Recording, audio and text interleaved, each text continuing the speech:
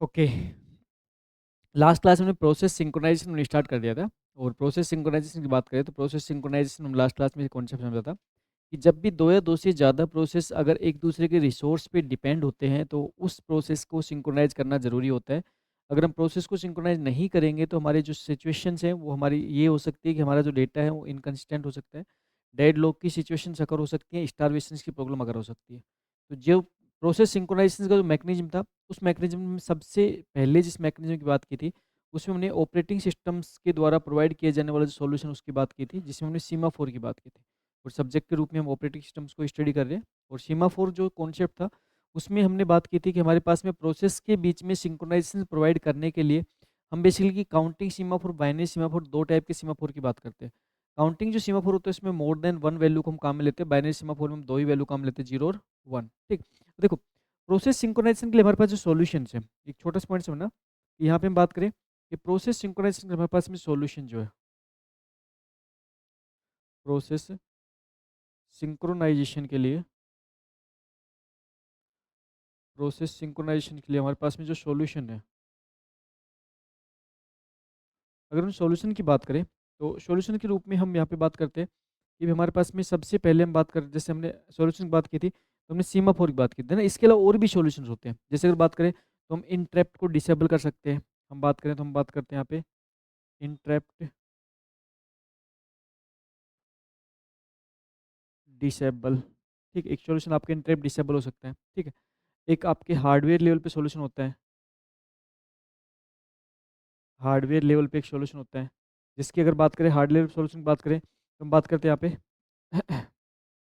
Test test and test and set lock की बात करते हैं हम, टेस्ट एंड सेट लॉक की बात करते हैं। ठीक है, फिर हमने लास्ट क्लास में जैसे हम डिस्कस किया था कि एक ऑपरेटिंग सिस्टम टाइप का सॉल्यूशन होता है, एक ऑपरेटिंग सिस्टम का सॉल्यूशन होता है। और ऑपरेटिंग सिस्टम हमें जो सॉल्यूशन प्रोवाइड करता है वो सॉल्यूशन हमें क्या प्रोवाइड करता है, सीमा फोर की बात करता है ऑपरेटिंग सिस्टम। ऑपरेटिंग सिस्टम के सॉल्यूशन के अंदर हम सीमा फोर की बात करते हैं। ठीक है, एक हमारे पास में प्रोग्रामिंग लैंग्वेज सॉल्यूशन होता है, हम बात करते हैं प्रोग्रामिंग लैंग्वेज सॉल्यूशन की बात करते हैं। और प्रोग्रामिंग लैंग्वेज जो हमारा सॉल्यूशन होता है उसकी बात करते हैं, मॉनिटर की बात करते हैं। हम किसकी बात करते हैं, मॉनिटर की बात करते हैं। अब ना ये डिफरेंट डिफरेंट टाइप्स के जो सॉल्यूशंस हैं, ये डिफरेंट डिफरेंट टाइप के सॉल्यूशन आपकी हेल्प क्या करने वाले, आपकी हेल्प करने वाले कि जब हम दो या दो से ज़्यादा प्रोसेस के बीच में कम्युनिकेशंस की बात करते हैं, और वो प्रोसेस के बीच में कम्युनिकेशन इस टाइप से करवाते हैं कि वो प्रोसेस जो है वो एक दूसरे के रिसोर्स को काम में ले रहे होते हैं।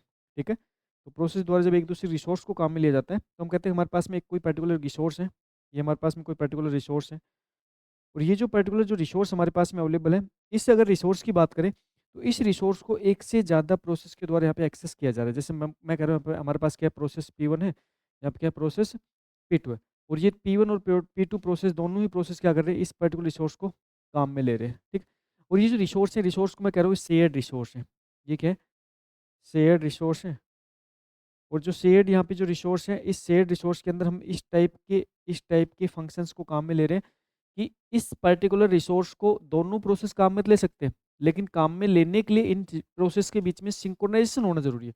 अगर सिंक्रोनाइजेशन नहीं होगा, अगर सिंक्रोनाइजेशन नहीं होगा तो देखो यहाँ पे पर्टिकुलर प्रोसेस P1 है, पर्टिकुलर प्रोसेस P2 है। ठीक, एक कोई पर्टिकुलर जैसे हम बात करें कि भाई हमारे पास में कोई शेयर्ड वेरिएबल्स है, शेयर्ड वेरिएबल है, इस वेरिएबल वैल्यू कितनी है, 10 है। ठीक है, एक शेयर्ड वेरिएबल हो सकता है, शेयर्ड ऑब्जेक्ट हो सकता है, शेयर्ड डेटा हो सकता है, एक ही बात है, कोई दिक्कत नहीं है। इसमें हम बात करें तो इसको मैं कह रहा हूँ कि हमारे पास में ये क्या है, ये हमारे पास में एक शेयर्ड शेयर्ड ऑब्जेक्ट है, शेयर्ड ऑब्जेक्ट है। या फिर इसे हम क्या कहते हैं, ये हमारे पास में क्या है, शेयर्ड शेयर्ड डेटा है। या फिर इसे हम क्या कहते हैं, हमारे पास क्या है, शेयर्ड वेरिएबल है, शेयर्ड वेरिएबल है। ठीक, अब देखो यहाँ पे हमारे पास में जो पर्टिकुलर जो रिसोर्स है, जिस रिसोर्स के अंदर हमारे पास में ये जो पर्टिकुलर शेयर्ड जो ऑब्जेक्ट अवेलेबल है, इसको जब ये प्रोसेस एक्सेस करेंगे तो एक्सेस करते समय हमें प्रोसेस के बीच में सिंक्रोनाइजेशन कायम करना है। और प्रोसेस के बीच में अगर सिंक्रोनाइजेशन हम नहीं कायम करते तो फिर हमें क्या क्या प्रॉब्लम फेस करनी पड़ सकती है। अगर हम सिंक्रोनाइजेशन कायम नहीं करते तो क्या क्या प्रॉब्लम फेस करनी पड़ सकती है। जैसे देखो अभी आपने जैसे बात की, अगर यहाँ पे प्रॉब्लम की बात करें, अगर यहाँ पे हम प्रॉब्लम्स की बात करें, एक पॉइंट, ये पॉइंट अच्छे से समझना कि यहाँ पे अगर हम प्रॉब्लम्स की बात करें प्रॉब्लम्स की बात करें कि सिंक्रोनाइजेशन अगर नहीं होगा तो हमारे पास में प्रॉब्लम क्या क्या हो सकती है। जैसे हमने एक प्रॉब्लम्स की बात की थी, डेटा क्या हो सकता है, डेटा इनकंसिस्टेंसी हो सकती है। क्या हो सकती है, डेटा इनकंसिस्टेंसी हो सकती है। ठीक है, पहली बात डेटा क्या हो सकती है, इनकंसिस्टेंसी हो सकती है। ठीक है, सेकंड बात करें तो क्या हो सकती है, रेस कंडीशन हो सकती है। रेस कंडीशन होता है, रेस कंडीशन हो सकती है। ठीक है, थर्ड बात करें तो डेडलॉक सिचुएशन आ सकती है। क्या आ सकती है, डेडलॉक सिचुएशन आ सकती है। डेडलॉक सिचुएशन आ सकती है। फिर अगर बात करें तो स्टारवेशन की प्रॉब्लम आ सकती है। किसकी प्रॉब्लम आ सकती है, स्टारवेशन प्रॉब्लम आ सकती है ना, डेडलॉक सिचुएशन हो गया। इसके अलावा स्टारवेशन की प्रॉब्लम भी आ सकती है। स्टारवेशन की प्रॉब्लम भी आ सकती है। तो ये जो प्रॉब्लम है, ये प्रॉब्लम अगर हो सकती है, ये प्रॉब्लम अगर कब हो सकती है, जब प्रोसेस के बीच में सिंक्रोनाइजेशन ना हो, तब ये प्रॉब्लम अकर हो सकती है। तो इन प्रॉब्लम्स को अगर ना होने देना है, ये रिस्पॉन्सिबिलिटी होती है आपकी। ये प्रॉब्लम नहीं आनी चाहिए, इसकी रिस्पॉन्सिबिलिटी होती है आपकी। और आप इस रिस्पॉन्सिबिलिटी को प्ले करने के लिए आप क्या करते हो, आप इन प्रोसेस के बीच में क्या काम करते हो, सिंक्रोनाइजेशन कायम करते हो। इन प्रोसेस के बीच में आप क्या करते हो, सिंक्रोनाइज सिंक्रोनाइज प्रोवाइड करते हो। अब जब ये प्रोसेस के बीच में आप सिंक्रोनाइज प्रोवाइड करते हो, तो करने के लिए हम बेसिकली इस टाइप के सॉल्यूशन की बात करते हैं। जैसे हम इन जो हमारे पास में इंटरप्ट है, इंटरप्ट को अगर हम डिसेबल कर देंगे तो भी इंटरप्ट डिसेबल करके भी हम एक सॉल्यूशन देते हैं। दूसरा, हार्डवेयर लेवल पे सॉल्यूशन के लिए हम क्या करते हैं, टेस्ट एंड सेट लॉक करते हैं। मतलब जब भी हम किसी रिसोर्स को एक्सेस करेंगे तो टेस्ट करेंगे उस रिसोर्स को किसी दूसरे प्रोसेस के द्वारा एक्सेस तो नहीं किया जा रहा। अगर नहीं किया जा रहा तो फिर उसके बाद में उसको एक्सेस कर लेंगे, लॉक कर देंगे, टेस्ट एंड सेट लॉक। फिर ऑपरेटिंग सिस्टम का सॉल्यूशंस के रूप में हमने सीमाफोर की बात की थी, जो कल की क्लास में बात की थी। और कल की क्लास में जो सीमाफोर की हमने बात की थी, उस सीमाफोर में हमने बात की थी, एक तो होता है बाइनरी सीमाफोर, एक होता है काउंटिंग सीमाफोर।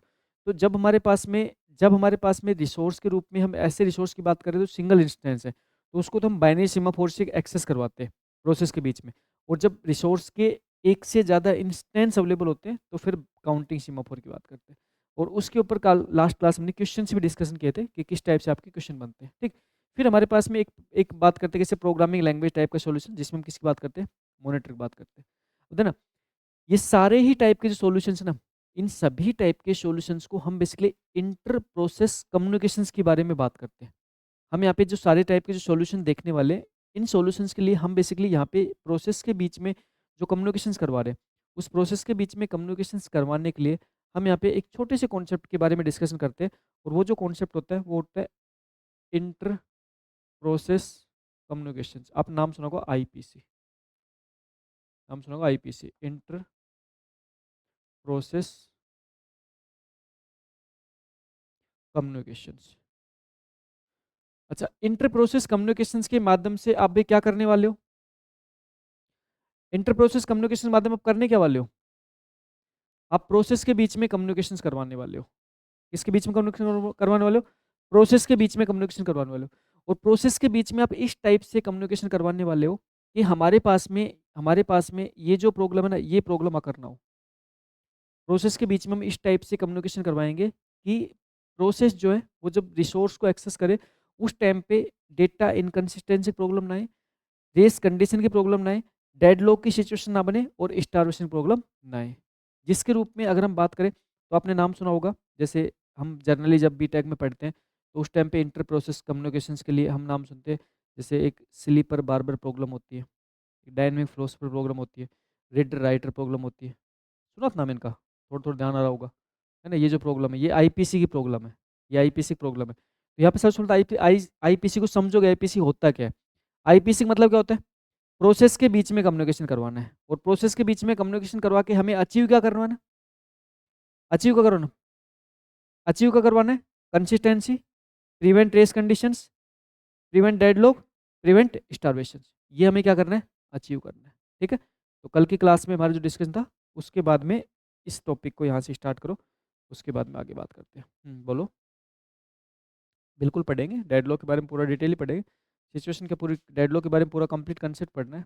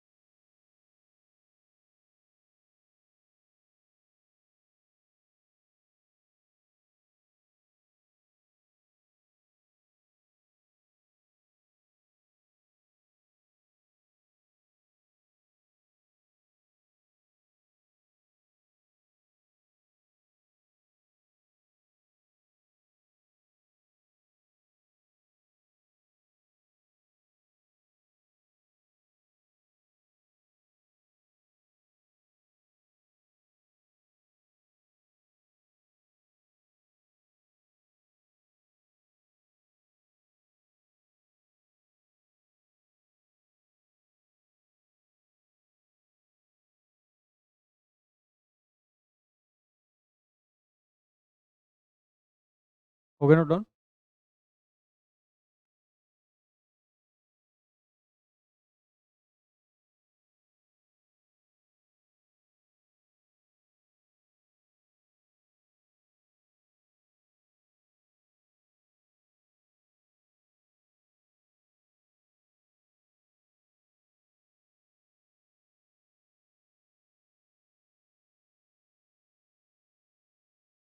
प्रीवियस क्लास से रिलेटेड क्वेश्चंस आप भेज दीजिए। म्यूचुअल एक्सक्लूजिव में 01 म्यूटेक्स होता है या म्यूटेक्स? म्यूचुअल एक्सक्लूजन के अंदर हमारे पास 01 म्यूटेक्स की बात करते हैं। म्यूटेक्स में होता है 01, मतलब हमारे पास क्या होता है कि हम यहाँ पे बेसिकली म्यूटेक्स को काम में लेते हैं, जिसमें हम 01 की फॉर्म में हम यहाँ पे अवेलेबल करवाते हैं। इसका भी मैं एक क्वेश्चंस लेके आपको और अच्छे से एक्सप्लेन कर दूंगा, निश्चिंत रहो।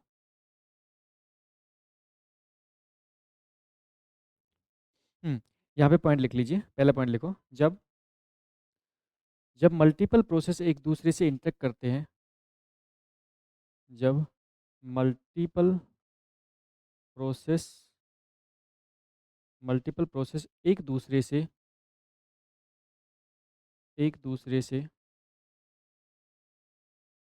इंटरेक्ट करते हैं तो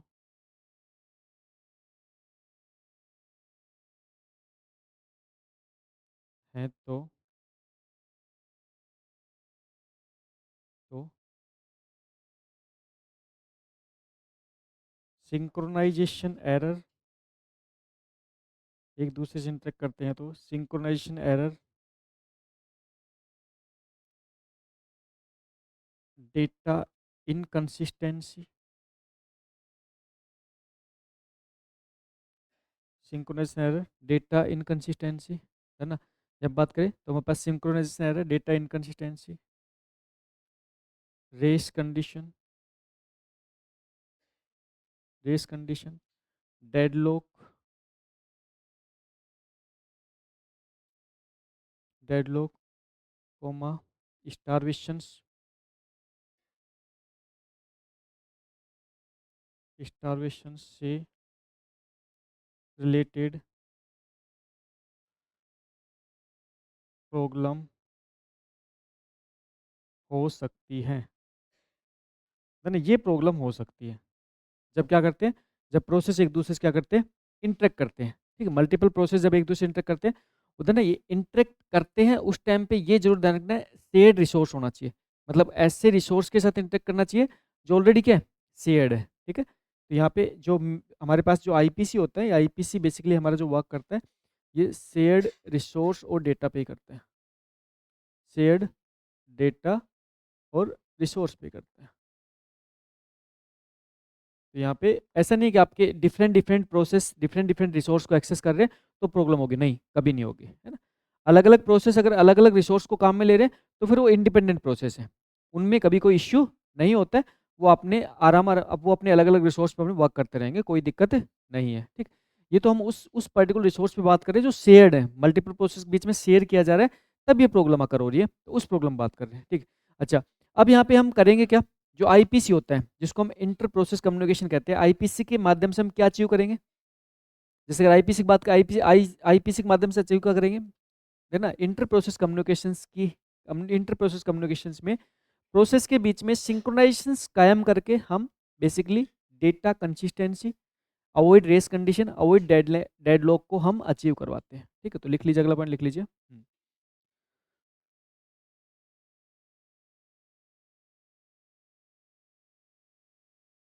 आईपीसी के द्वारा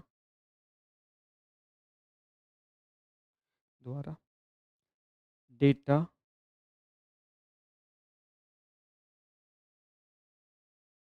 consistency, prevent prevent race condition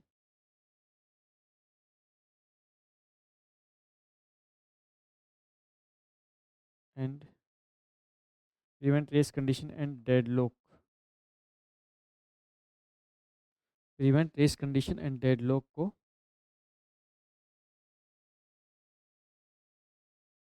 achieve करते हैं। ठीक है, तो यहाँ पे आपको क्या करना है, यहाँ पे आपको डेटा को कंसिस्टेंट रखना है, रेस कंडीशन को अगर नहीं होने देना, डेडलॉक को अगर नहीं होने देना, ये आपको ध्यान रखना है। ठीक, आईपीसी देखो, आईपीसी कुछ कॉमन प्रॉब्लम है। जैसे आईपीसी की बात करें, इंटर प्रोसेस कम्युनिकेशन की बात करें, तो कुछ आईपीसी से रिलेटेड कुछ कॉमन प्रॉब्लम्स है जो हम क्या करते हैं, हम कंप्यूटर्स के अंदर यूज करते हैं। ठीक है, तो आईपीसी से रिलेटेड कॉमन कुछ प्रॉब्लम्स हैं, बता देता हूँ आपको।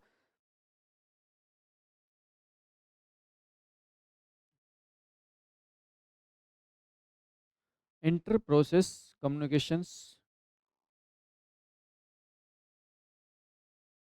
प्रॉब्लम, इधर ना पहली चीज प्रॉब्लम बात करें तो हम बात करते हैं producer consumer problem. Producer consumer problem.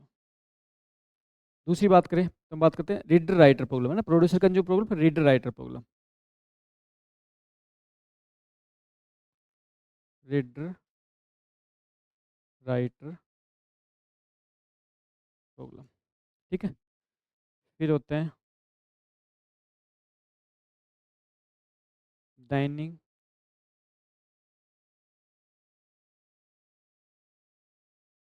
Flows पर प्रॉब्लम।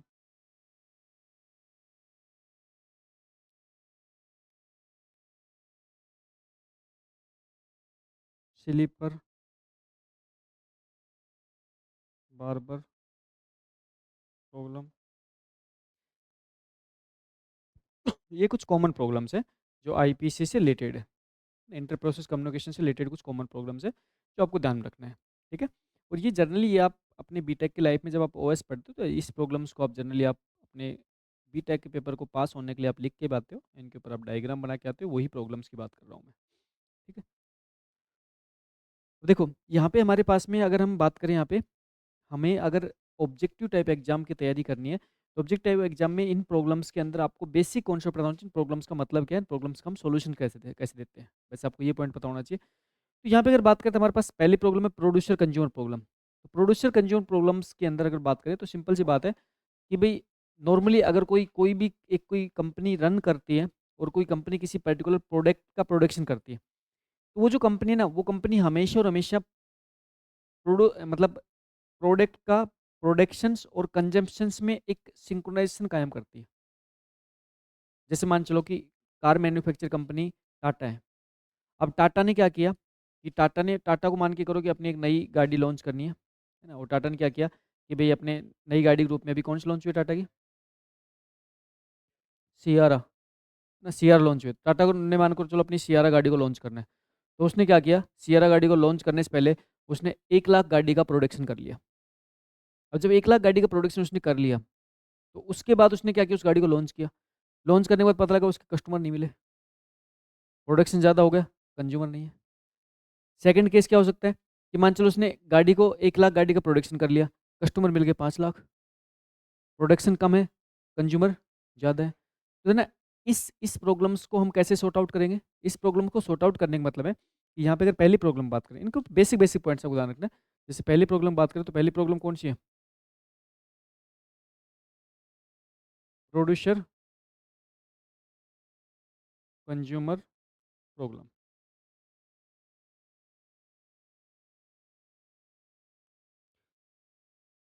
Producer consumer problem. ठीक, देखो यहाँ पे हम कह रहे हैं कि हमारे पास में एक प्रॉब्लम है प्रोड्यूसर कंज्यूमर प्रॉब्लम से। ठीक है, और यहाँ पे एक छोटा सा डायग्राम देता हूँ मैं आपको। देखो ये प्रोड्यूसर कंज्यूमर प्रॉब्लम के डायग्राम समझो, इस डायग्राम का मतलब क्या है। देखो यहाँ पे प्रोड्यूसर के द्वारा उतना ही डेटा आइटम प्रोड्यूस किया जाना चाहिए जितना कंज्यूमर द्वारा कंज्यूम किया जा रहा है।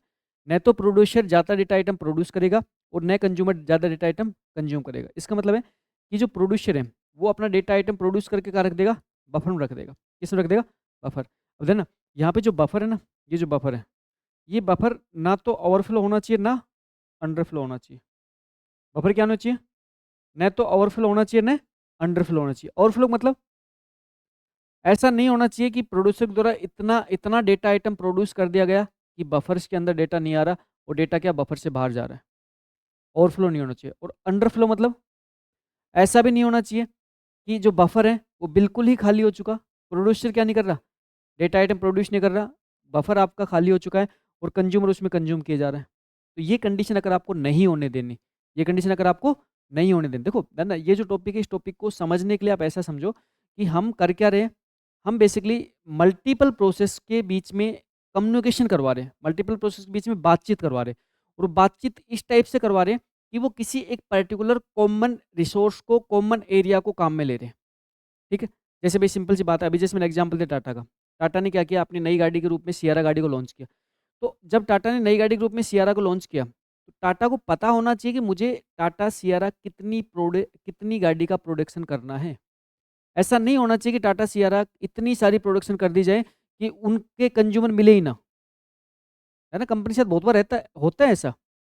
कंपनी के साथ बहुत बार ऐसी सिचुएशन बन जाती है कि प्रोडक्शन ज़्यादा हो गया, कंज्यूमर नहीं मिल रहे, या फिर प्रोडक्शन कम हुआ, कंज्यूमर ज़्यादा है। तो दोनों ही सिचुएशंस के अंदर हमारे पास क्या आएगी, प्रॉब्लम आएगी। तो हमें इस टाइप से यहाँ पे मैनेज करके रखना है कि प्रोड्यूसर के द्वारा उतना ही डेटा प्रोड्यूस किया जाना चाहिए जितना कंज्यूमर क्या कर रहे हैं, कंज्यूम कर रहे हैं। न तो बफर ओवरफ्लो हो और न बफर अंडरफ्लो। अगर मान के चलो यहाँ पे प्रोड्यूसर और कंज्यूमर के बीच में सिंक्रोनाइज नहीं है, तो प्रॉब्लम क्या आ सकती है। प्रोड्यूसर और कंज्यूमर के बीच में सिंक्रोनाइज नहीं है तो प्रॉब्लम क्या आ सकती है, क्या प्रॉब्लम आ सकती है। इनकन्सिस्टेंसी क्या हो जाएगी यहाँ पे, क्या इनकन्सिस्टेंसी होगी। आप थोड़ा सा माइंड सेट यूज करते हो, दिमाग पे जोर डालते हो। इनकन्सिस्टेंसी होगी क्यों, क्या होगी इनकन्सिस्टेंसी। इनकन्सिस्टेंसी तब होगी ना, जब मल्टीपल मल्टीपल प्रोसेस किसी एक पर्टिकुलर शेयर डेटा पे काम कर रहे हैं और उस डेटा को यूज कर रहे हैं। या ऐसा हो रहा है क्या, ऐसा कुछ नहीं हो रहा। क्या लॉस होगा भाई, सिंपल सी बात है, सिंपल सी बात है। जैसे मान चलो आपने क्या किया, आपने आपने टाटा सियारा बुक कर दी, ठीक है, और आपको कहा गया कि टाटा सियारा गाड़ी आपको 1 महीने बाद मिल जाएगी। आप 1 महीने बाद गए, फिर आपको वापस से एक छोटी सी गोली दी गई, नहीं यार थोड़ा सा और रुकना पड़ेगा, आपको गाड़ी 1 महीने और डिलेस होगी। क्या होगा, स्टारवेशन। है ना, ये कॉमन सेंस की बात है, मैं आपको हर चीज़ नहीं सिखा सकता, इस चीज़ को समझो। मान के चलो कि आपके पास क्वेश्चन आ गया, आईपीसी की जो प्रोड्यूसर कंज्यूमर प्रॉब्लम है उससे क्या प्रॉब्लम अगर हो सकती है। अगर प्रॉपर सिंक्रोनाइज नहीं है प्रोड्यूसर कंज्यूमर बीच में, क्या होगा, स्टारवेशन होगा। भाई सिंपल सी बात है कि अगर प्रोड्यूसर ज़्यादा प्रोड्यूस कर देगा तो ओवरफ्लो हो जाएगा, डेटा लॉस्ट हो जाएगा। एक तो प्रॉब्लम क्या, डेटा लॉस्ट हो जाएगा। और दूसरी प्रॉब्लम क्या, अगर प्रॉपर प्रोड्यूस नहीं करेगा तो कंज्यूमर क्या करेगा, वेट करेगा, स्टारवेशन हो जाएगा। तो ये कॉमन कॉमन चीज़ है, इसके बारे में ध्यान रखना है। ठीक है, तो एक बार नोट डाउन करो, इसमें पॉइंट नोट डाउन करो।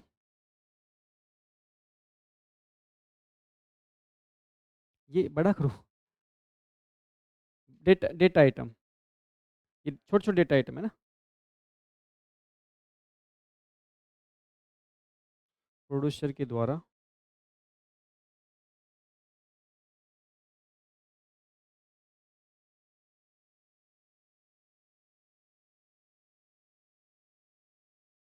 डेटा आइटम प्रोड्यूस करके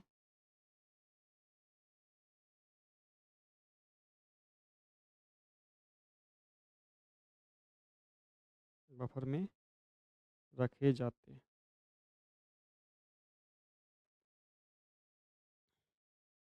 कंज्यूमर कंज्यूमर डेटा आइटम को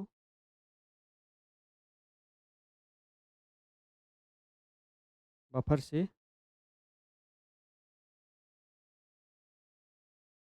कंज्यूम करता है।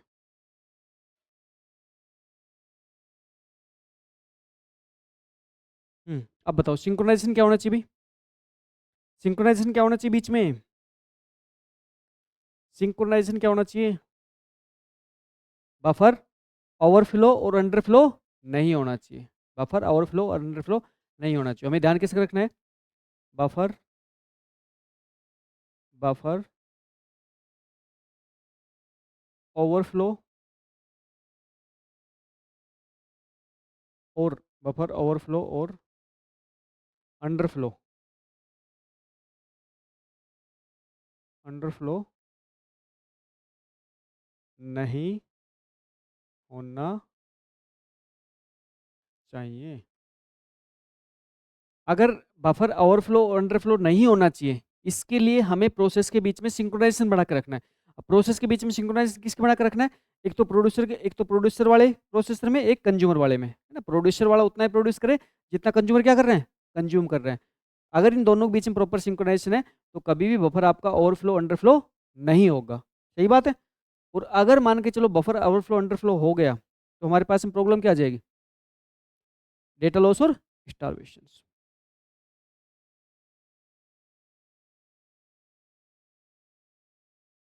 बफर ओवरफ्लो होने पर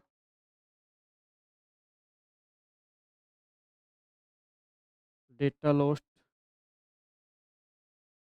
हो सकता है।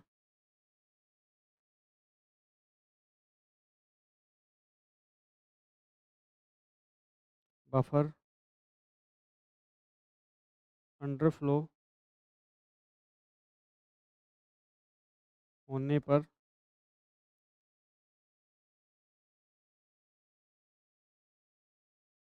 स्टारवेशन की प्रॉब्लम आ सकती है। तो आईपीसी की जिम्मेदारी क्या बनेगी, इंटर प्रोसेस कम्युनिकेशंस के अंदर जिम्मेदारी क्या बनेगी कि हम यहाँ पे प्रोड्यूसर प्रोड्यूसर और कंज्यूमर प्रोसेस को इस टाइप से एक दूसरे से सिंक्रोनाइज करके रखे कि ये दोनों ही प्रॉब्लम अकर ना हो। बस ये ध्यान रखना आपको ना।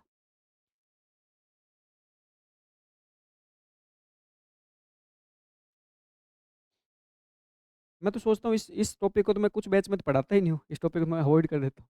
क्योंकि मैं सोचता हूँ बीटेक में इस टॉपिक को तो आप जनरली पढ़ के आए हो, क्योंकि बेसिक चीज़ है, ये तो बहुत कॉमन चीज़ है। बीटेक के अंदर आईपीसी हम जनरली पढ़ के आते हैं।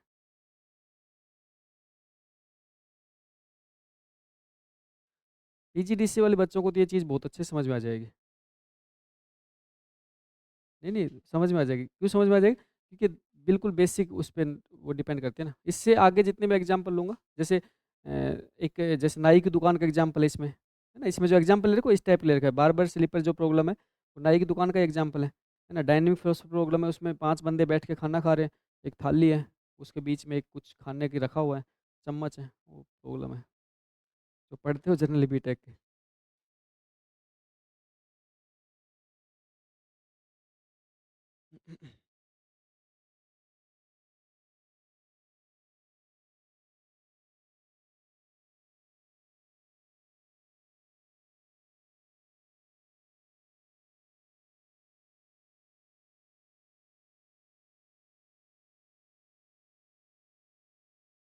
हो गया, नोट डाउन हो गया।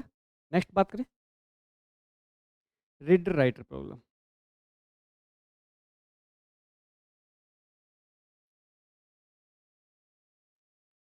Reader writer problem. ठीक। तो रीडर राइटर प्रॉब्लम का बेसिक सा कॉन्सेप्ट ये है कि भाई यहाँ पे हमारे पास में हम बात कर रहे हैं कि हमारे पास में एक कॉमन डेटाबेस है, और उस कॉमन डेटाबेस पे, अच्छा रीडर राइटर प्रॉब्लम का मैंने नहीं लिया स्क्रीनशॉट, कोई दिक्कत नहीं है। समझ देखो, रीडर राइटर प्रॉब्लम की अगर बात करें तो रीडर राइटर प्रॉब्लम्स के अंदर बेसिकली हमारे पास में कोई कॉमन डेटाबेस है, ये कॉमन डेटाबेस है। ठीक। इस डेटाबेस की बात करूँ मैं, अगर मैं इस डेटाबेस की बात करूँ तो इस डेटाबेस के अंदर रूल क्या क्या है उसको बता देता हूँ आपको। देखो रूल ये है कि यहाँ पे मल्टीपल रीडर इस डेटाबेस के अंदर रीड ऑपरेशन परफॉर्म कर सकते हैं। मल्टीपल रीडर इस डेटाबेस के अंदर रीड ऑपरेशन परफॉर्म कर सकते हैं पैरेलली, कोई इश्यू नहीं है। जैसे R1, R2, R3 तीनों ही रीडर आपके एक साथ इस डेटाबेस पे रीड ऑपरेशन परफॉर्म कर सकते हैं। भाई डेटाबेस को कितने भी यूजर रीड करे कोई दिक्कत नहीं होती, कोई इश्यू नहीं होता। अच्छा, अब यहाँ पे क्या होता है कि हमारे पास में दूसरा होता है राइटर। हमारे पास दूसरा कौन होता है, राइटर। अब राइटर के साथ रूल ये, अगर कोई रीडर रीड कर रहा है तो राइटर के द्वारा डेटाबेस राइट नहीं किया जाना चाहिए, और अगर कोई राइटर डेटाबेस पे राइट कर रहा है तो रीडर के द्वारा डेटाबेस रीड नहीं किया जाना चाहिए, और अगर कोई डेटाबेस राइट कर रहा है तो दूसरे राइटर के द्वारा डेटाबेस राइट नहीं किया जाना चाहिए। ये सारी चीज़ें हमें इनके बीच में कायम करवानी, ये सारी चीज़ हमें इनके बीच में कायम करवानी। और अगर हम यहाँ पे ये पर्टिकुलर हम यहाँ पे सिंक्रोनाइजेशन नहीं रखते हैं तो क्या हो जाएगा, तो क्या हो जाएगा, data inconsistency, data inconsistency. Simple सी बात है कि यहाँ पे पर्टिकुलर जो डेटाबेस है ना, इस डेटाबेस का मतलब है कि मान के चलो इस डेटाबेस के अंदर कोई भी डेटा है, जिस मान चलो कोई भी डेटा है, एक डेटा आइटम है, मान चलो कोई भी एक डेटा आइटम है, ठीक है, एक डेटा आइटम। इस डेटा आइटम को कितने भी प्रोसेस रीड कर ले कोई फर्क नहीं पड़ेगा भाई, रीड करने से उसको चेंज थोड़ी कर देंगे। आई की वैल्यू 10 है, आई की वैल्यू 10 है, तो आई की वैल्यू 10 सबके लिए, कितने भी प्रोसेस इसको एक साथ रीड कर ले कोई फर्क नहीं पड़ने वाला, कोई फर्क नहीं पड़ने वाला। अच्छा, अब दूसरी चीज क्या है कि मान के चलो ये राइटर है, ये राइटर इस पे राइट करना चाहता है, और राइट क्या करना चाहता है, ये आई की वैल्यू को चेंज करना चाहता है, और ये आई की वैल्यू चेंज कैसे करना चाहता है, I equal to I multiply 10, ये ऑपरेशन परफॉर्म करना चाहता है राइटर। तो मान के चलो कि जब ये राइटर इस पे राइट कर रहे हैं, उस ड्यूरेशन में अगर कोई रीड कर लेगा, तो रीड क्या करेगा, पुराना डेटा। रीड क्या करेगा, पुराना डेटा रीड करेगा, तो भी गलत बात है, उसके द्वारा ओल्ड डेटा रीड कर लिया गया। और यहाँ पे अगर ओल्ड डेटा रीड कर लिया गया और इसने नया डेटा यहाँ पे अपडेट कर लिया, तो राइटर तो पुराना डेटा पे काम करेगा, और यहाँ पे अपडेट नया डेटा हो चुका, जो गलत चीज़ है। तो हम क्या करेंगे कि जब राइटर राइट कर रहा है तो रीडर को हम क्या करेंगे, रीड नहीं करने देंगे। अच्छा, एक राइटर मान चलो ये ऑपरेशन परफॉर्म कर रहा है, और दूसरा राइटर मान चलो इस पे क्या ऑपरेशन परफॉर्म कर रहा है, दूसरा राइटर ऑपरेशन परफॉर्म कर रहा है ये ऑपरेशन। अब एक राइटर ने ऑपरेशन परफॉर्म करने के बाद में दूसरा राइटर का ऑपरेशन परफॉर्म हो गया, डेटा ओवरराइड हो जाएगा, डेटा क्या हो जाएगा, ओवरराइड। तो यहाँ पे डेटा क्या हो जाएगा, ओवरराइड हो जाएगा, दो राइटर एक साथ इस पे क्या कर देंगे, राइट कर देंगे। तो हमें राइटर के बीच में भी सिंक्रोनाइजेशन बना के रखना है कि दो राइटर एक साथ राइट ना कर सके। इसको बोलते हैं रीडर राइटर प्रॉब्लम। क्या बोलते हैं, रीडर राइटर प्रॉब्लम, जब हम किसी पर्टिकुलर एक शेयर्ड डेटा पे काम करते हैं। ठीक है, तो बेसिक प्रॉब्लम है, सब जानते हैं, लिख लीजिए। दो या दो से ज़्यादा रीडर, दो या दो से ज़्यादा रीडर, दो या दो से ज़्यादा रीडर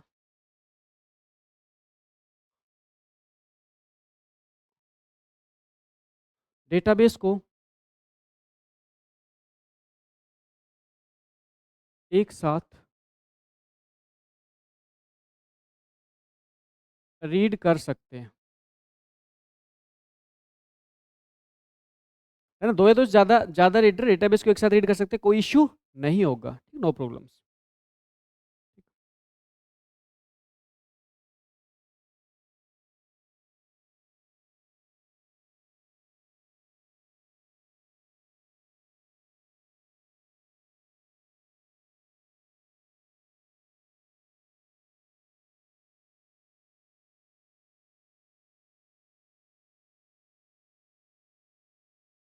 जब कोई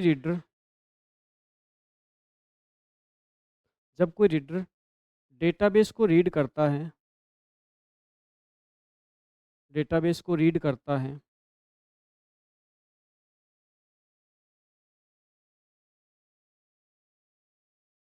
तो राइटर के द्वारा राइटर के द्वारा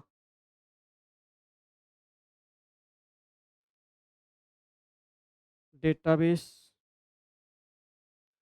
एक्सेस नहीं, डेटा एक्सेस के बजाय अपडेट, डेटाबेस अपडेट नहीं किया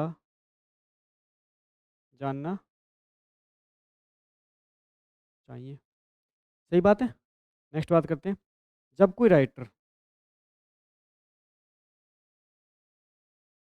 जब कोई राइटर डेटाबेस अपडेट करता है तो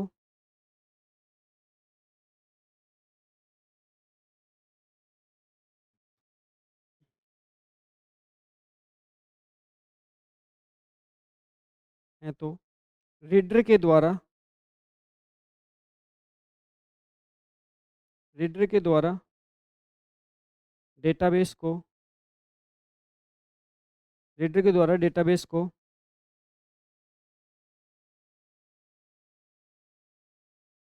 रीड नहीं किया जानना चाहिए। ठीक है, तो ये सारी बातें आपको ध्यान रखनी है किसमें, रीडर राइटर में। ठीक, और यहाँ पे अगर बाई चांस मान के चलो कि अगर सिंक्रोनाइजेशन नहीं होता है तो प्रॉब्लम क्या आ जाएगी, डेटा इनकंसिस्टेंसी। ठीक है। तो लिख लीजिए साफ साफ पॉइंटों में। रीडर राइटर प्रोसेस के बीच, रीडर राइटर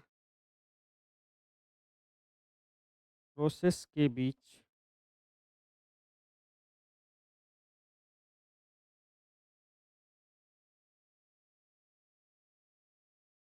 सिंक्रोनाइजेशन नहीं होने पर, सिंक्रोनाइजेशन नहीं होने पर क्या हो सकता है? डेटा इनकंसिस्टेंसी हो सकती है। तो आपको क्या करना है, आपको रीडर राइटर के बीच में सिंक्रोनाइजेशन बना के रखना है, ठीक है। इनकंसिस्टेंसी क्यों होगी? क्योंकि जब इनके बीच में सिंक्रोनाइजेशन नहीं होगा, अगर इनके बीच में सिंक्रोनाइजेशन होगा तो डेटा इनकंसिस्टेंसी नहीं होगी। तो ये रिस्पॉन्सिबिलिटी बनती है ऑपरेटिंग सिस्टम की कि वो क्या बना के रखें, इनके बीच में सिंक्रोनाइज बना के रखें, ठीक है। उधर ने सारी ही प्रॉब्लम्स शेयर्ड रिसोर्स के लिए, ठीक है। इंडिविजुअल रिसोर्स के लिए प्रॉब्लम्स नहीं होगी। अगर अलग अलग प्रोसेस के अलग अलग रिसोर्स हैं तो कभी कोई दिक्कत नहीं होगी। ये तो दिक्कत जब आ रही है जब प्रोसेस किसी शेयर्ड डेटा पे, शेयर्ड रिसोर्स पे काम कर रहे हैं, ठीक है। तो साफ साफ आपको समझा दिया मैंने। समझ में आ गया रीड राइटर प्रॉब्लम को? ठीक है, नेक्स्ट बात करते हैं। नेक्स्ट हमारे पास प्रॉब्लम कौन सी अभी? डायनेमिक फ्लोस पर प्रॉब्लम, डायनेमिक फ्लोस पर प्रॉब्लम बात करते हैं।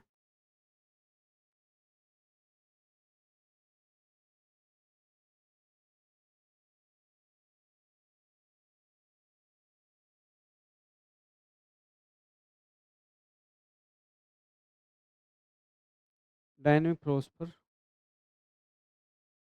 प्रॉब्लम क्या होती है? डायनेमिक फ्लोस पर प्रॉब्लम क्या होती है? बीटेक के अंदर इसके ऊपर तुमने खूब ही रट्टे मारे थे। ये डायग्राम में सबसे अच्छा लगता था ना, बीटेक का सबसे अच्छा डायग्राम लगता था।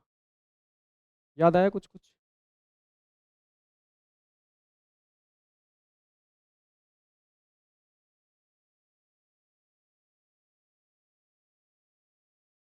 कुछ याद है इस डायग्राम? कुछ याद है क्या था डायग्राम? बताना, बताने को डायग्राम क्या था? हम्म, बताओ इस डायग्राम बारे में, क्या दर्शा डायग्राम? देखो ये क्या है, ये सारे क्या है, ये सारे क्या है, फ्लोस पर है। P1 P2 P3 P4 P5 क्या है, फ्लोस पर है, ठीक। अच्छा, साथ में क्या है, ये क्या है, चॉपस्टिक। चॉपस्टिक मतलब चम्मच है ना, चम्मच है, ठीक, खाने वाली। और यहाँ पे क्या है, नूडल्स हैं, है ना। अब क्या है, रूल्स देखो यहाँ पे, समझो रूल्स क्या है। देखो रूल्स ये है कि यहाँ पे जो नूडल्स की प्लेट है ना, ये बीच में रखी हुई है, ठीक है। और नूडल्स की प्लेट जो है उसको खाने के लिए, नूडल्स खाने के लिए जो भी पर्टिकुलर जो फिलोसफर है जो नूडल्स खाने की ट्राई करेगा, तो उसको ध्यान ही रखना है कि उसको नूडल्स दोनों चम्मच से खाना है। नूडल्स दोनों चम्मच खाए जाते हैं ना, एक चम्मच कैसे खाओ, गिर जाएगा। नूडल्स खाने दो चम्मच लेते हो नूडल्स खाने के लिए। मैं लड़कों की बात नहीं कर रहा, लड़कियों की बात कर रहा हूँ। लड़के तो हाथ से खा लेते हैं दो चम्मच होती है ना, एक चम्मच से प्रॉपरली उसको सही से करते हैं, दूसरी चम्मच उसका एक्स्ट्रा उसको काटते हैं, फिर खाते हैं। तो यहाँ पे रूल्स यही है कि किसी भी फिलोसफर को नूडल्स खाने के लिए दो चम्मच उठानी पड़ेगी। क्या उठानी पड़ेगी? दो चम्मच उठानी पड़ेगी। अच्छा, अब यहाँ पे मान के चलो कि सभी फिलोसफर एक साथ क्या हो गए, एक साथ नूडल्स खाने के लिए ट्राई करने की कोशिश करते हैं। और रूल्स ये है कि पहले सबसे पहले फिलोसफर राइट चम्मच उठाएंगे, फिर लेफ्ट उठाएंगे। पहले क्या उठाएंगे?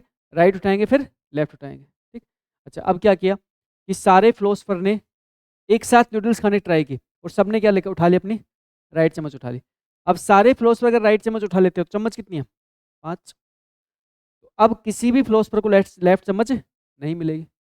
किसी भी फिलोसफर को लेफ्ट चम्मच नहीं मिली, और अगर लेफ्ट चम्मच नहीं मिली तो फिलोसफर नूडल्स नहीं खा सकता जब तक कि उसके हाथ में लेफ्ट लेफ्ट चम्मच नहीं आ जाती। अच्छा, उसके बाद क्या करते हैं कि सारे फिलोसफर चम्मच वापस रख देते हैं। अब मान चलो फिर उसके बाद सेम कंडीशन हुई कि सेम टाइम पे सारे फिलोसफर वापस से चम्मच उठा लेते हैं, है ना। अगर अगर ये चीज एक भी फिलोसफर नहीं करता तो कोई दिक्कत नहीं आती। जैसे मान चलो कि पहला, दूसरा, तीसरा, चौथा, ये 4 फिलोसफर है, इन्होंने क्या कर दिया, राइट चम्मच उठा ली, ठीक। और ये जो पांचों फिलोसफर है इसने नहीं उठाई। अब क्या होगा, इस पांचों फिलोसफर को 2 चम्मच एक साथ मिल सकती है। 5 फिलोसफर को 2 चम्मच एक साथ मिल सकती है, लेकिन अगर किसी फिलोसफर को दोनों चम्मच एक साथ मिल गई तो वो फिलोसफर खाना स्टार्ट कर देगा, और खाना स्टार्ट कर देगा तो फिर दोनों चम्मच को क्या कर देगा, रिलीज कर देगा। वो अपने अपने हिस्से के नूडल्स खा के दोनों चम्मच को रख देगा, और दोनों चम्मच रख देगा तो दूसरे जो फिलोसफर हैं वो क्या कर सकते हैं, खा सकते हैं।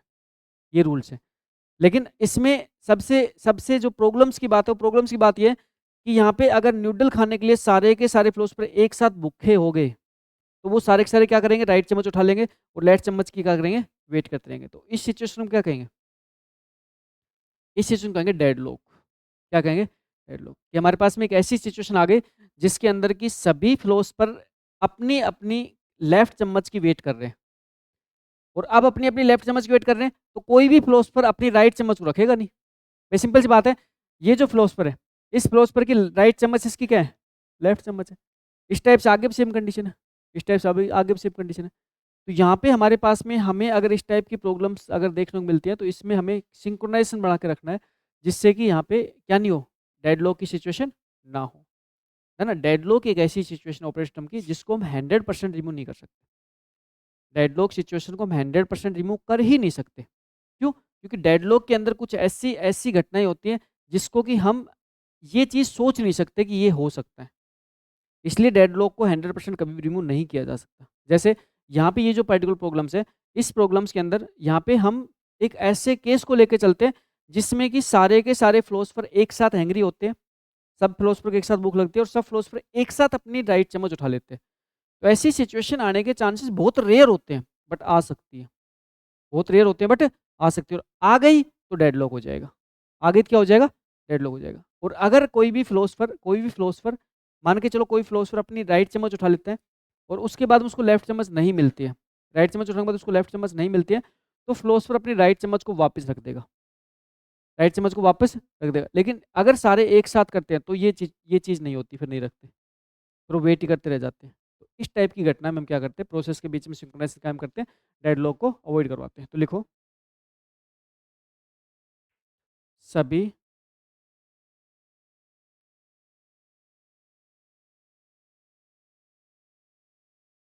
फिलोसफर एक साथ जब राइट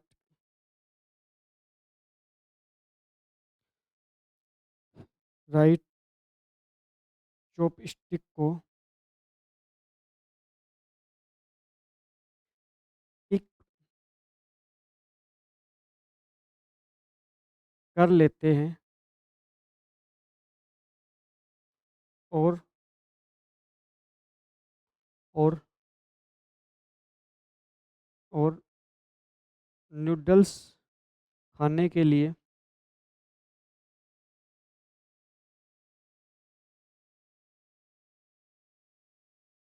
नूडल्स खाने के लिए लेफ्ट नूडल्स खाने के लिए लेफ्ट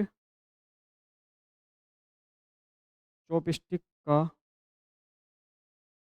नूडल्स खाने के लिए लेफ्ट चॉपस्टिक का वेट करते हैं, तो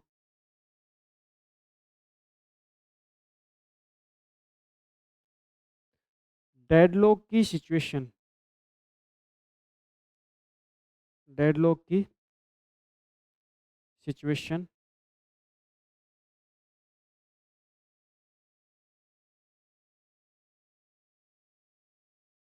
अकर हो सकती है। डेडलॉक की सिचुएशन अकर हो सकती है क्योंकि सब राइट चम्मच उठा के बैठ गए, और नूडल्स खाने के लिए सबको क्या चाहिए, लेफ्ट चम्मच चाहिए, जो किसी के द्वारा भी किसी को भी नहीं मिलेगी क्योंकि सब अपनी राइट चम्मच उठा के बैठे हैं। ठीक है, तो यहाँ पे इस पर्टिकुलर प्रॉब्लम्स के अंदर जनरली जो क्वेश्चन बनता है, क्वेश्चन यही बनता है कि यहाँ पे हमें डेडलॉक की सिचुएशन अगर होती है और हम क्या करते हैं, यहाँ पे डायनेमिक फिलोसफर के अंदर क्या करते हैं, डेडलॉक को अवॉइड करने की कोशिश करते हैं। ठीक है, डेडलॉक को अवॉइड करने की कोशिश करते हैं, और देन डेडलॉक के साथ साथ यहाँ पे स्टारवेशन भी हो सकता है। क्यों हो सकता है, प्रोसेस की इन्फाइनाइट वेटिंग हो गई। भाई डेडलॉक तो क्या हो गया, डेडलॉक तो इसलिए हो गया कि रिसोर्स सामने रखा हुआ है, नूडल्स सामने रखे हुए हैं, सबको भूख लग रही है, मुंह में पानी आ रहा है लेकिन कोई नहीं खा पा रहा।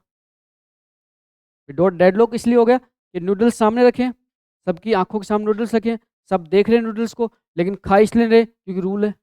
रूल क्या है कि दोनों चम्मच हाथ में होनी चाहिए तभी खा सकते हो, नहीं तो नहीं खा सकते। तो ये तो क्या हो गया, डेडलॉक हो गया। और स्टारवेशन मतलब क्या हो गया, स्टारवेशन इसलिए हो गया कि ये अपनी लेफ्ट चम्मच की वेट किए ही जा रहे हैं जो इनको मिलती नहीं है। ठीक है, तो यहाँ पे लिख लीजिए, इस प्रॉब्लम लिख लीजिए।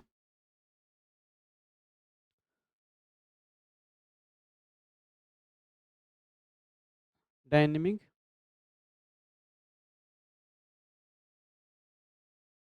फ्लोस्पर में प्रोसेस के बीच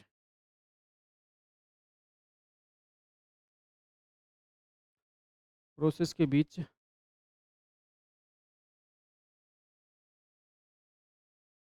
सिंक्रोनाइजेशन नहीं होने पर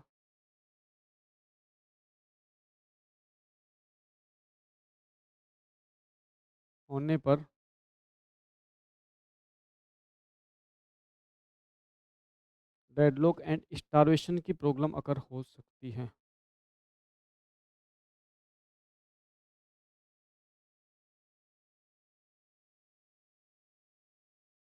प्रॉब्लम अकर हो सकती है। डेडलॉक की प्रॉब्लम अगर हो सकती है, स्टारवेशन प्रॉब्लम अगर हो सकती है, तो आपको क्या करना पड़ेगा भाई? आपकी जिम्मेदारी क्या बनती है? आपकी जिम्मेदारी बनती है कि डायनिंग फ्लोस्फर प्रॉब्लम्स में हम डेडलॉक और स्टारवेशन ना होने दें। ये आपकी रिस्पॉन्सिबिलिटी है कि हम यहाँ पे इस टाइप से मैनेज करें प्रोसेस को कि यहाँ पे आपके पास में जो स्टारवेशन की प्रॉब्लम हो रही है, डेडलॉक की प्रॉब्लम हो रही है, उसको हम क्या कर सकें? अवॉइड कर सकें। ठीक है, ये आपको ध्यान रखना है इस प्रॉब्लम्स में। समझ में आ गई प्रॉब्लम्स? हो क्यों रही है प्रॉब्लम, अगर क्यों हो रही है? क्योंकि हमारे पास में जो रिसोर्स है वो लिमिटेड रिसोर्स है, और रिसोर्स को हम जब एक्सेस कर रहे हैं, वो एक्सेस हम एक प्रॉपर मैनर में नहीं कर रहे हैं। क्योंकि मान के चलो कि पहला फ्लोस पर है, इसको भूख लगी, इसने क्या किया? अपनी राइट चम्मच उठाई, अपनी लेफ्ट चम्मच उठाई, इसने खाना खा लिया, वापस रख दी। अब देना उसके बाद दूसरा फ्लोस पर है, उसको भूख लगी, उसने राइट उठाई, लेफ्ट उठाई, खाना खाया, वापस रख दी, कोई दिक्कत नहीं है। अगर इस टाइप से अगर ये सिस्टम चल रहा है तो कभी कोई इश्यू नहीं होगा। इश्यू कब होगा? सारे फ्लोस पर एक साथ भूखे मर गए, एक साथ भूख लग गई, तो क्या करेंगे? सारे फ्लोर्स पर अपनी रूल ये है कि सबसे राइट उठाना है, फिर लेफ्ट उठाना है, तो सारे फ्लोर्स पर अपनी राइट चम्मच उठा के बैठ जाएंगे। और राइट चम्मच उठा के बैठ जाएंगे तो वो जब लेफ्ट चम्मच उठाने की कोशिश करेंगे तो लेफ्ट चम्मच उनको मिलेगी नहीं। क्यों? क्योंकि दूसरे फ्लोर्स पर द्वारा ऑलरेडी पिक कर ली गई। तो इस टाइप की प्रॉब्लम्स भी आपके ऑपरेटिंग सिस्टम्स को देखने को मिलती है, और उस टाइम पे हमें क्या करना पड़ता है? सॉल्यूशन करना पड़ता है। ठीक, फिर एक प्रॉब्लम्स की बात करते हैं, स्लीपर बार प्रॉब्लम। ठीक है, ये भी आपने बीटेक की लाइफ में पढ़ी होगी।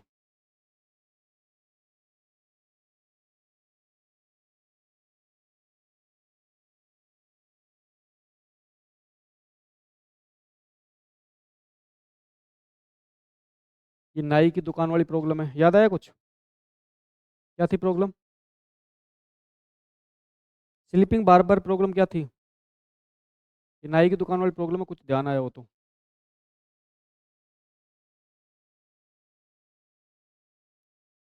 याद है कुछ कुछ? थोड़ा थोड़ा।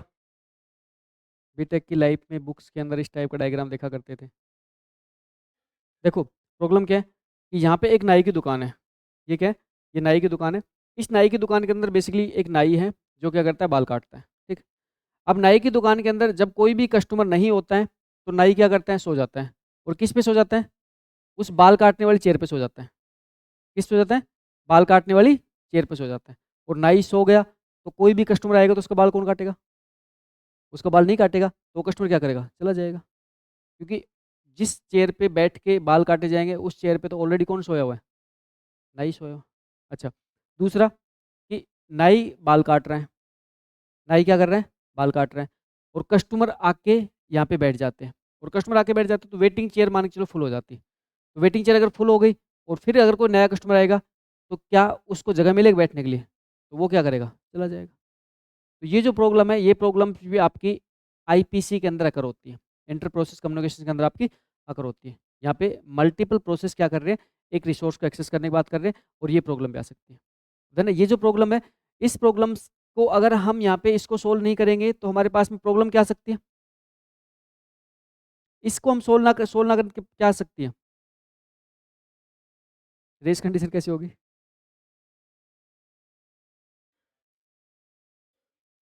रेस कंडीशन कैसे होगी?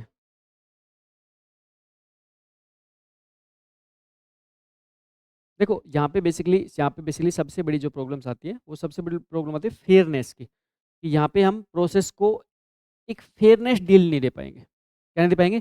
फेयरनेस डील नहीं दे पाएंगे। जैसे कि यहाँ पे हमें डील कैसे देनी चाहिए, कि जो जो पर्टिकुलर कस्टमर इस दुकान में एंटर करें उसका सबसे पहले एक वेटिंग चेयर्स पे उसको बैठाया जाए, उसके बाद में उसका नंबर आए और उसके बाल काटे जाएँ। ठीक है? इसको बोलते हैं एक फेयरनेस डील। क्या बोलते हैं?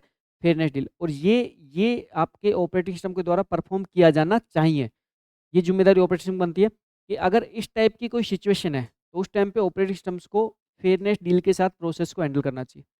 जिसमें रूल्स ये होना चाहिए, कस्टमर दुकान में एंटर करे, उसको वेटिंग टेबल पे बैठाओ, उसके बाद जब उसका नंबर आए तो उसके बाल काटो, उसको फिर बाहर भेजो। अब यहाँ पे फेयरनेस डील्स क्यों नहीं दे पा रहे हो? क्योंकि दिक्कत क्या आ गई? दिक्कत ये आई कि यहाँ पे जो पर्टिकुलर जो बार्बर है, जो नाई है बाल काटने वाला, वो बाल काटने वाला ही उस चेयर पे बैठ के सो रहा है जिस चेयर पे बैठ के बाल काटे जाएंगे। तो फिर होगा क्या? कस्टमर जब आएगा तो वो भाग जाएगा, चला जाएगा, लीव कर देगा, दुकान को छोड़ देगा। और अगर अगर मान के चलो कस्टमर्स यहाँ पे ज़्यादा आ जाते हैं और वेटिंग चेयर फुल हो जाती है, तब भी कस्टमर क्या हो जाते हैं? चले जाते हैं। तो यहाँ पे हमें बेसिकली क्या करना पड़ेगा? यहाँ पे हमें 100% सिंक्रोनाइजेशन काम करना पड़ेगा। यहाँ पे प्रोसेस के बीच में हमें सिंक्रोनाइजेशन कायम करना पड़ेगा और साथ में हमें फेयरनेस डील पे काम करना पड़ेगा, कि हम यहाँ पे इस टाइप से मैनेज कर रखें कि सभी प्रोसेस को फेयरनेस डील मिले। ठीक है? ये प्रॉब्लम्स आपकी स्लीपर बार प्रॉब्लम है। तो लिख लीजिए, यहाँ पे प्रॉब्लम लिख लीजिए।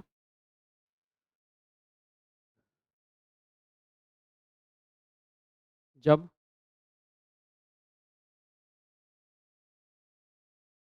बार्बर शॉप पे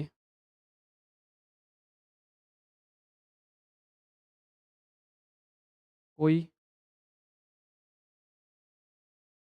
कस्टमर नहीं होता है तो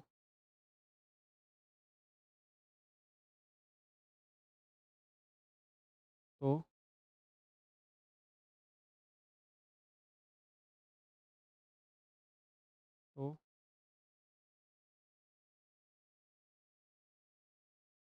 बार्बर अपनी चेयर पे सो जाता है, चेयर पर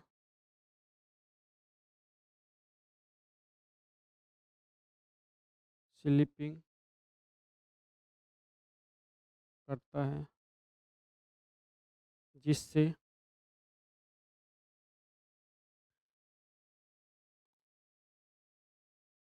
एंटर करने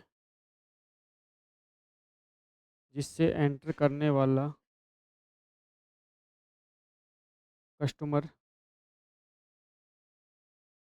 वेट करके वेट करके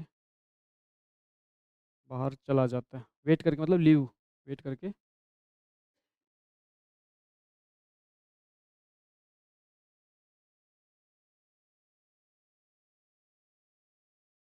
लीव कर देता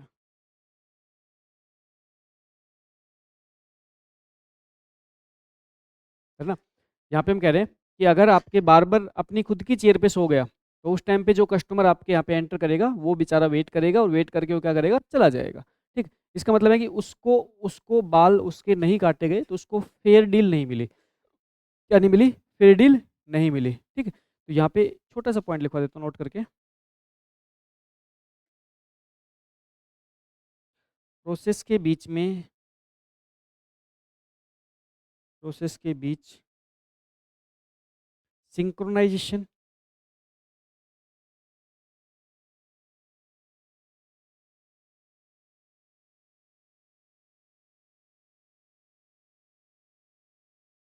मैनेज किया जाना चाहिए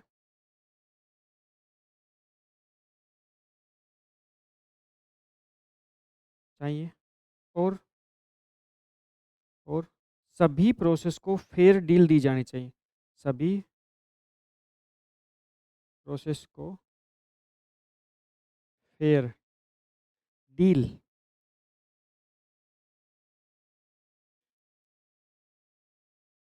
दी जानी चाहिए। ठीक भाई? यहाँ पे बेसिकली होना क्या चाहिए कि प्रोसेस के बीच में सिंक्रोनाइजेशन इस टाइप से करोगे आप कि सभी प्रोसेस को फेयर डील मिल जाए।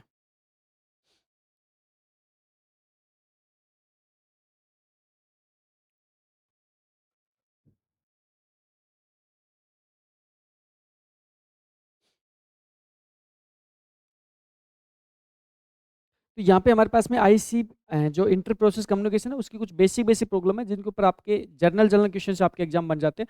तो यहाँ पे जो क्वेश्चन बनते हैं बहुत ईजी लेवल के बनते हैं। आपसे अगर यहाँ पे क्वेश्चन पूछेगा तो बेसिक बेसिक कॉन्सेप्ट क्वेश्चन पूछेगा जो आपके सामने यहाँ पे लिखे, ठीक है, जिनके अंदर यहाँ पे आप जो प्रॉब्लम्स है प्रॉब्लम्स के अंदर आपको प्रॉब्लम्स पता होना चाहिए कि किस में क्या प्रॉब्लम हो सकती है और उस प्रॉब्लम्स के अकॉर्डिंग उस प्रॉब्लम का सोल्यूशन क्या होना चाहिए, ठीक है, ये आपको ध्यान रखना है जो आपके आईपी जो इंटर प्रोसेस कम्युनिकेशन है इसके बीच में आकर होती है, ठीक। उसके बाद में हमारे पास में जो हमारा नेक्स्ट जो हमारा पार्ट आता है जिसमें हम प्रोसेस सिंक्रोनाइजेशन के अंदर हम बात करते हैं डेडलॉक की। किसकी बात करते हैं? डेडलॉक की, है ना, सबसे इंपॉर्टेंट पार्ट है डेडलॉक की, लगातार फ्रिक्वेंटली क्वेश्चन बनता है एग्जाम में, अच्छा कॉन्सेप्ट है। हम बात करते हैं डेडलॉक इन ऑपरेटिंग सिस्टम।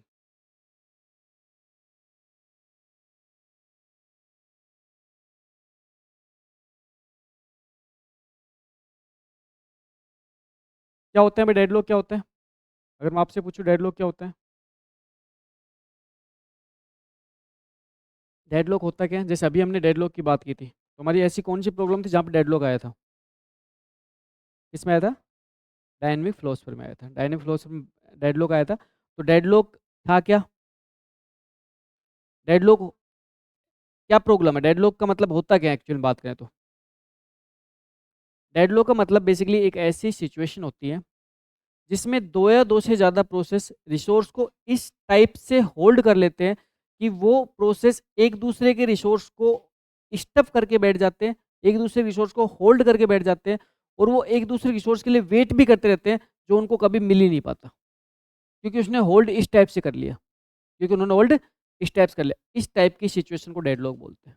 इस टाइप की सिचुएशन को डेडलॉक बोलते हैं। जैसे आपके पास में यहाँ पे ये प्रॉब्लम्स थी, आपके पास यहाँ पे प्रॉब्लम थी। अब देखो यहाँ पे प्रॉब्लम्स डेडलॉक की आकर कैसे हुई कि यहाँ पे हमारे पास में एक जो रूल्स हैं वो रूल्स ये हैं कि कोई भी यहाँ पे जो फिलोसफर है जिसको खाना खाना है, जिसको नूडल्स खाने हैं, उसको सबसे पहले राइट चम्मच उठाना है, फिर लेफ्ट लेफ्ट चम्मच उठाना है, फिर उसको नूडल्स खाने हैं। ये रूल है। अब मान के चलो सारे फिलोसफर एक साथ क्या हो गए, हैंग्री हो गए, सभी को एक साथ भूख लग गई। तो जब सभी को एक साथ भूख लगी तो सभी ने क्या किया, अपनी राइट चम्मच को उठा लिया। सभी ने क्या किया, राइट चम्मच को उठा लिया। अब जब सबने राइट चम्मच को उठा लिया और सबने राइट चम्मच को उठाने के बाद लेफ्ट चम्मच को उठाने की कोशिश की तो किसी को भी लेफ्ट चम्मच नहीं मिल रही। क्यों नहीं मिल रही? क्योंकि इसकी राइट चम्मच, देखो इसने इसकी लेफ्ट चम्मच किसने उठा ली, इसने उठा ली। इसकी लेफ्ट चम्मच इसने, इसकी लेफ्ट चम्मच इसने, इसकी लेफ्ट चम्मच इसने, इसकी लेफ्ट चम्मच इसने, इसकी लेफ्ट चम्मच इसने। तो इसका मतलब एक ऐसी सिचुएशन क्रिएट हो चुकी है जिसमें कि किसी भी फिलोसफर को उसकी लेफ्ट चम्मच मिल ही नहीं सकती।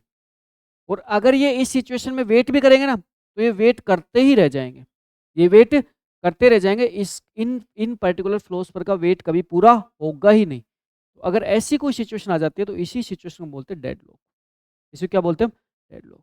प्रोसेस के बीच की ऐसी सिचुएशन है जिसमें कि प्रोसेस एक दूसरे रिसोर्स को स्टफ कर लेते हैं, होल्ड कर लेते हैं और वो एक दूसरे रिसोर्स का हमेशा वेट ही करते रह जाते हैं जिनको कभी अवेलेबल हो ही नहीं पाता, ठीक है, वो सिचुएशन आपकी डेडलॉक होती है।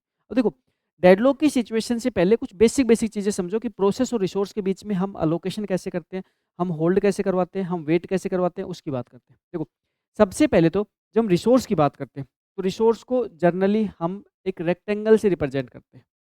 किससे रिप्रेजेंट करते हैं? रेक्टेंगल, है ना। कई जगह रिसोर्स आपको एक स्क्वायर से भी रिप्रेजेंट कर किया हुआ मिल जाएगा, तो ज़्यादा कंफ्यूज मत होना।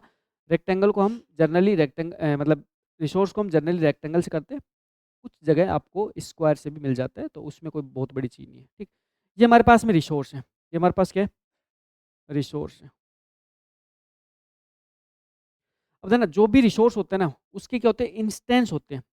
रिसोर्स क्या होते हैं? इंस्टेंस होते हैं। जैसे मान चलो यहाँ पे रिसोर्स के अंदर लिख रखा है R1, रिसोर्स के अंदर लिख रखा है R1, तो आपको बाय डिफ़ॉल्ट ये मानना है, ये जो रिसोर्स है ना, ये सिंगल इंस्टेंस रिसोर्स है। कैसे है? सिंगल इंस्टेंस रिसोर्स, है ना? यहाँ पे सिंगल इंस्टेंस रिसोर्स को या तो ऐसे रिप्रेजेंट करते हैं या फिर सिंगल इंस्टेंस रिसोर्स को इस टाइप से एक डॉट से रिप्रेजेंट करते हैं, एक डॉट से, एक डॉट से। इसको बोलते हैं सिंगल इंस्टेंस रिसोर्स,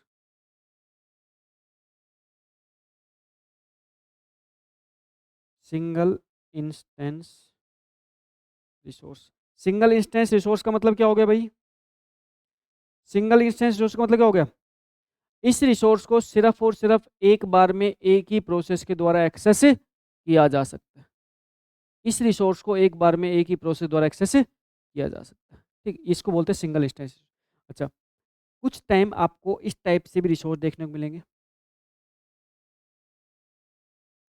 जिसमें बेसिकली क्या होगा कि आपको ऐसा मिलेगा R2 और उस पे इस टाइप से 2 टिक मार्क होंगे। इसको बोलते हैं multi instance resource. Multi instance resource मतलब क्या होगा? इस रिसोर्स को एक से ज़्यादा प्रोसेस के द्वारा एक साथ एक्सेस किया जा सकता है। इस रिसोर्स को एक से ज़्यादा प्रोसेस के द्वारा एक साथ एक ही समय पे एक्सेस किया जा सकता है। तो ये चीज़ आपको ध्यान रखनी है रिसोर्स के लिए, ठीक। अच्छा, सेकंड पार्ट आता है कि प्रोसेस और रिसोर्स के बीच में अलोकेशंस कैसे होते हैं। हम बात कर रहे हैं, ये प्रोसेस है ना, और हम बात कर रहे हैं ये रिसोर्स है। ये प्रोसेस है और ये क्या है? रिसोर्स है, ठीक। अब देखो, जब एरो जब एरो इस तरफ होता है तो इसका मतलब क्या होता है? और जब एरो इस तरफ होता है तो इसका मतलब क्या होता है? देखो, ये प्रोसेस है, ये P1 प्रोसेस है, R1 रिसोर्स है। ये P1 प्रोसेस है, ये R1 रिसोर्स है। R1 resource. तो सबसे पहले तो मुझे ऊपर वाला डायग्राम बारे में बताओ, ऊपर वाला डायग्राम क्या कहना चाह रहा है? Process process P1 R1 resource की R1 रिसोर्स को रिक्वेस्ट कर रहा है ना, ये रिक्वेस्ट है, ये रिक्वेस्ट एज है। ये कैसी एज है? ये रिक्वेस्ट एज, और ये अलोकेट एज। ये कैसी एज है? अलोकेट। इसका मतलब यहाँ पे अगर बात करें, प्रोसेस प्रोसेस P1 के द्वारा R1 रिसोर्स को एक्सेस करने के लिए रिक्वेस्ट की जा रही है। R1 रिसोर्स को एक्सेस करने के लिए एक्सेस करने के लिए रिक्वेस्ट की जा रही है। समझ गए भाई? ऊपर वाला इसका मतलब है प्रोसेस P1 को R1 रिसोर्स प्रोसेस P1 को R1 रिसोर्स अलोकेट कर दिया गया है, कर दिया गया है। ठीक है भाई? तो ये नोट डाउन करो पॉइंट, फिर उसके बाद में आगे बढ़ते हैं। ये पॉइंट नोट डाउन करो, फिर आगे बढ़ते हैं।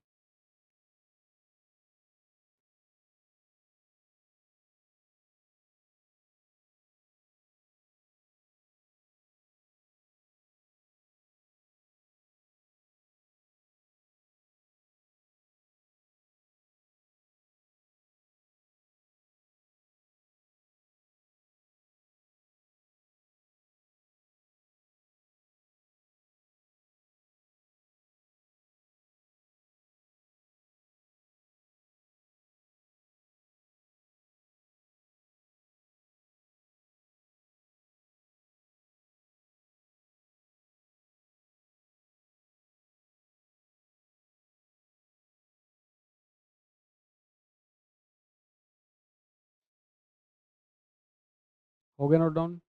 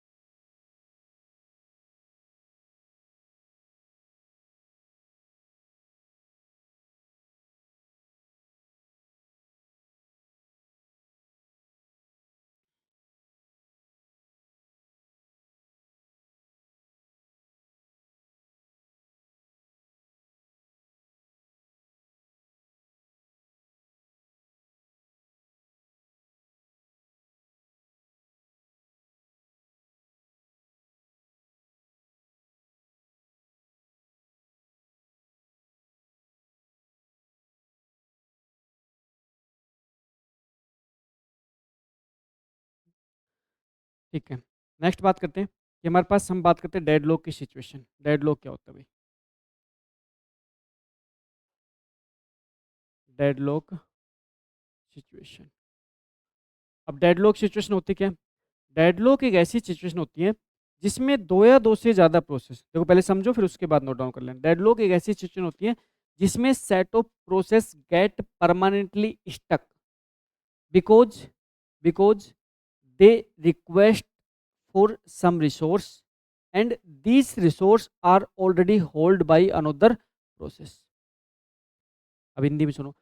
डेडलॉक एक ऐसी सिचुएशन होती है जिसमें दो या दो से ज़्यादा प्रोसेस, दो या दो से ज़्यादा प्रोसेस परमानेंटली ब्लॉक हो जाते हैं क्योंकि क्योंकि प्रोसेस एग्जीक्यूट होने के लिए किसी रिसोर्स को रिक्वेस्ट करता है, जिस रिसोर्स को किसी दूसरे प्रोसेस के द्वारा होल्ड कर लिया गया है, और वो दूसरा प्रोसेस भी रिसोर्स की रिक्वेस्ट करता है जिसको किसी अनदर प्रोसेस के द्वारा होल्ड कर लिया गया है, और इस सिचुएशंस में प्रोसेस परमानेंटली ब्लॉक ही रहते हैं, जो प्रॉब्लम कभी सोल्व हो ही नहीं पाती, जिसको हम कहते हैं डेडलॉक। ठीक, अब लिख लीजिए।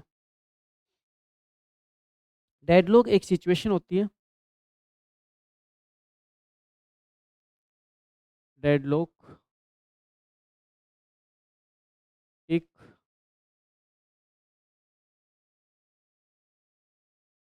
सिचुएशन होती है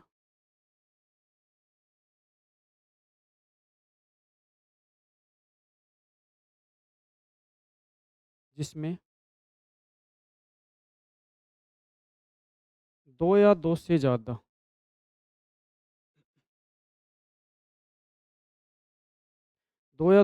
प्रोसेस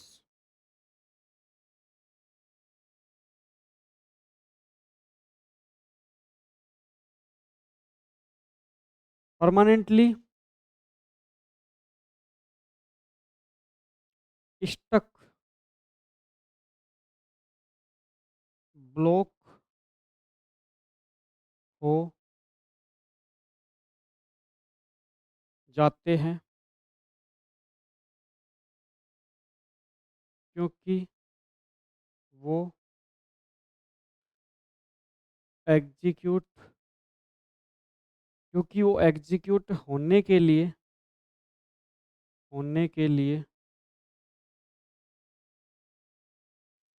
किसी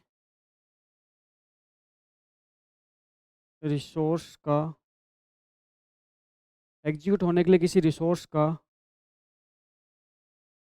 वेट किसी रिसोर्स का वेटिंग वेटिंग कर रहे होते हैं वेटिंग कर रहे होते हैं जिसे जिसे पहले से किसी दूसरे प्रोसेस के द्वारा किसी पहले से किसी दूसरे प्रोसेस के द्वारा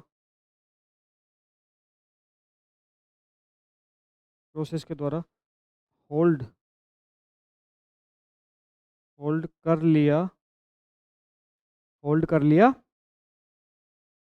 गया है।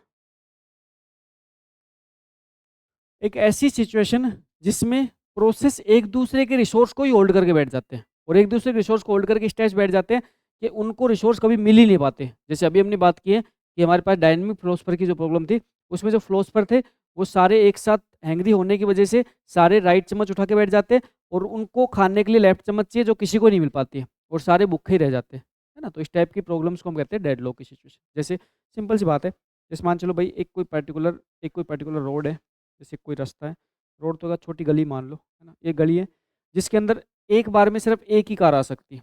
अब मान के चलो एक कार इसमें मूव ऑन कर रही है, एक कार इसमें मूव ऑन कर रही है। अब क्या हुआ, दूसरी साइड से दूसरी कार आ गई, दूसरी साइड से क्या हुआ, दूसरी कार आ गई। अब पॉइंट ये है, ये दोनों कार है ना, ये दोनों कार आगे बढ़ रही है, एक जगह आके दोनों कार क्या है, एक दूसरे के आमने सामने आके खड़ी हो जाती है। अब ये दोनों ड्राइवर है, दोनों ड्राइवर क्या आइडियल ड्राइवर है, आप जैसे आइडियल ड्राइवर है। अब ये सिचुएशन ऐसी है कि इसमें एक ड्राइवर को समझौता करना पड़ेगा, और समझौता क्या करना पड़ेगा, उसको अपनी कार को पीछे लेना पड़ेगा, तब जाके दूसरी कार क्रॉस करेगी। क्योंकि इसका सॉल्यूशन यही है कि एक ड्राइवर समझौता करेगा और वो क्या करेगा, अपनी कार को पीछे लेगा, तब फिर क्या होगा, दूसरा ड्राइवर अपनी कार को निकाल लेगा। लेकिन दोनों ही ड्राइवर क्या है, अडवल प्रवृत्ति के, और कोई भी समझौता करने के लिए तैयार नहीं है, तो दोनों क्या होंगे, खड़े रहेंगे। दोनों क्या रहेंगे, खड़े रहेंगे। फिर दोनों उसके बाद में लड़ाई झगड़ा करेंगे, फिर वो इनका माथा फूटेगा, लड़ाई झगड़ा होगा, फिर जो जीतेगा उसके बाद वो कार लेके चल जाएगा, फिर भी कैसे लेके जाएगा, फिर भी एक तो पीछे करनी पड़ेगी। तो सिचुएशन ऐसी है कि जिसमें यहाँ पे क्या होगा, यहाँ पे दोनों ही कार एक दूसरे के रास्ते को ब्लॉक करके बैठ चुकी है, और ये प्रॉब्लम का सॉल्यूशन हो ही नहीं सकता। क्यों? क्योंकि दोनों ड्राइवर पीछे लेने को तैयार है ही नहीं। इसी टाइप से अगर हम प्रोसेस की बात करें, तो प्रोसेस के अंदर भी हम इस टाइप की सिचुएशंस को डेडलॉक कहते हैं, जिसमें हमारे पास में जो रिसोर्सेज होते हैं, देखो हमारे पास रिसोर्सेज होते हैं, वो इस टाइप से होल्ड हो जाते हैं कि एक दूसरे का ही वेट करने लग जाते हैं। जो प्रोसेस है ना, वो रिसोर्स को इस टाइप से होल्ड कर लेते हैं कि वो एक दूसरे का ही वेट करते रह जाते हैं। जैसे समझो पॉइंट यहाँ पे, जिसमें कह रहा हूँ यहाँ पे ये प्रोसेस P1 है, ये प्रोसेस P1 है, ये प्रोसेस कौन है, ये रिसोर्स R1 है, ये रिसोर्स R2। ठीक। अब जो प्रोसेस P1 है ना, इसको एग्जीक्यूट होने के लिए दोनों रिसोर्स चाहिए, प्रोसेस P2 को भी एग्जीक्यूट होने के लिए दोनों रिसोर्स चाहिए। अब हुआ क्या कि प्रोसेस P1 को एग्जीक्यूट होने के लिए दोनों रिसोर्स चाहिए, तो प्रोसेस P1 को एक रिसोर्स तो मिल चुका, कौन सा, R1, और ये दूसरी रिसोर्स की क्या कर रहे हैं, डिमांड कर रहे हैं। एक को तो ये क्या चुका, एक एक रिसोर्स को अलोकेट हो चुका, दूसरे क्या कर रहे हैं, रिक्वेस्ट। इसी टाइप से यहाँ पे सिचुएशन है कि इसको एक रिसोर्स तो मिल चुका, कौन सा, R2, और दूसरे क्या कर रहे हैं, डिमांड।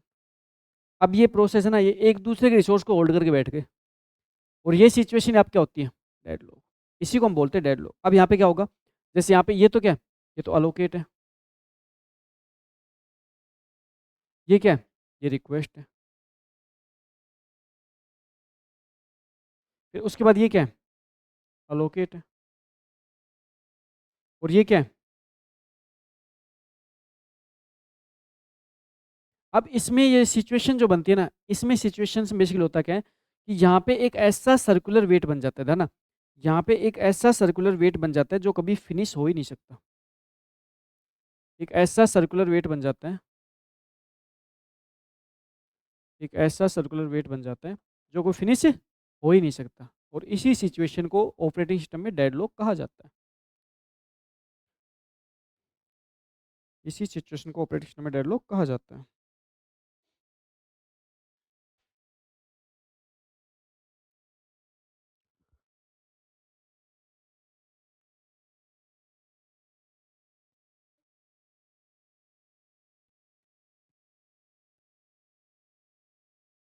अब उसके बाद डेडलॉक होने के लिए हमारे पास 4 नेसेसरी कंडीशन होती है। डेडलॉक होने के लिए हमारे पास क्या होती है, 4 नेसेसरी कंडीशन होती है। तो डेडलॉक की 4 नेसेसरी कंडीशन कौन बताएगा, क्या कौन कौन सी होती है। डेडलॉक की 4 नेसेसरी कंडीशन कौन कौन सी होती है, mutual exclusion, no no preemptions, hold and wait, circular wait.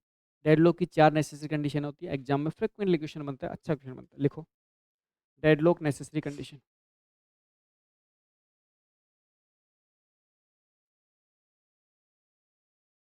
Deadlock necessary condition.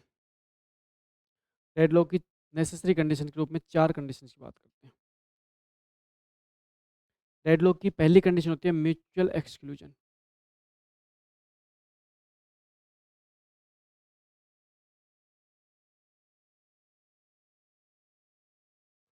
Second condition होती है नो प्रीम्पशन।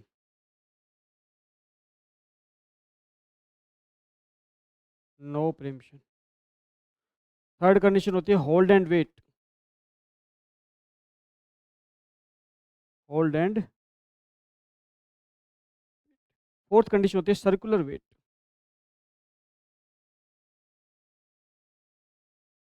अगर ये चारों कंडीशन एक साथ प्रेजेंट हो जाती है, तो 100% हम दावे के साथ कह सकते हैं कि सिस्टम में क्या हो चुका है, डेडलॉक हो चुका है। अगर ये चारों कंडीशन एक साथ प्रेजेंट हो जाती है, तो आप 100% ये दावे के साथ कह सकते हो आपके सिस्टम में डेडलॉक अकर हो चुका है। तो डेडलॉक की चारों नेसेसरी कंडीशन है। जिस नेसेसरी कंडीशंस के बारे में बात कर रहे हैं उसमें बेसिक बेसिक पॉइंट समझो कि इसका मतलब क्या होता है। देखो, सबसे पहले कंडीशन होती है म्यूचुअल एक्सक्लूजन। म्यूचुअल एक्सक्लूजन मतलब एक रिसोर्स को एक ही प्रोसेस के द्वारा यूज किया जाना चाहिए। वन रिसोर्स वन प्रोसेस, एक रिसोर्स को एक ही process, one resource one process. एक रिसोर्स को एक ही प्रोसेस के द्वारा यूज किया जाना चाहिए, इसका मतलब रिसोर्स शेयरेबल नहीं होना चाहिए। ऐसा नहीं होना चाहिए कि एक रिसोर्स को दो प्रोसेस शेयर कर लेना। एक रिसोर्स एक ही प्रोसेस के द्वारा काम लिया जाएगा, जिसको बोलते हैं म्यूचुअल एक्सक्लूजन। नो प्रिम्पशन मतलब रिसोर्स को फोर्सफुली किसी प्रोसेस से डिलोकेट करके दूसरे को नहीं दिया जाना चाहिए। फोर्सफुली रिसोर्स डिलोकेट नहीं होना चाहिए।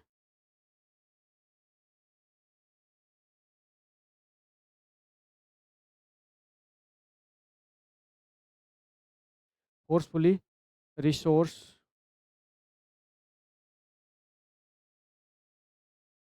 डीअलोकेट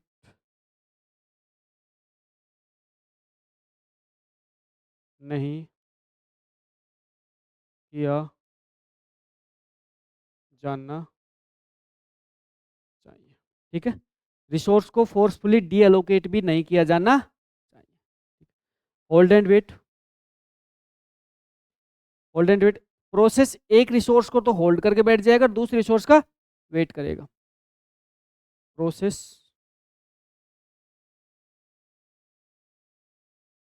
एक रिसोर्स को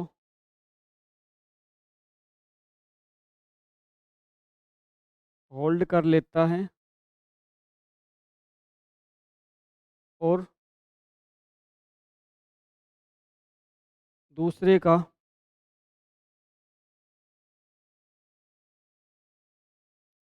वेट करता है।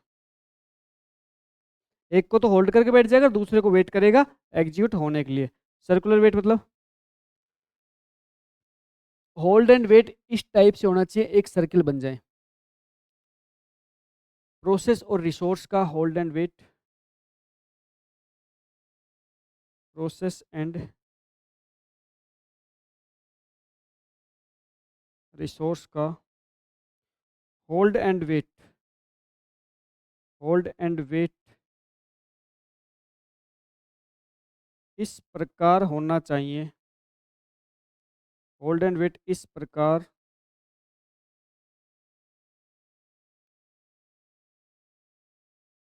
होना चाहिए कि एक सर्किल में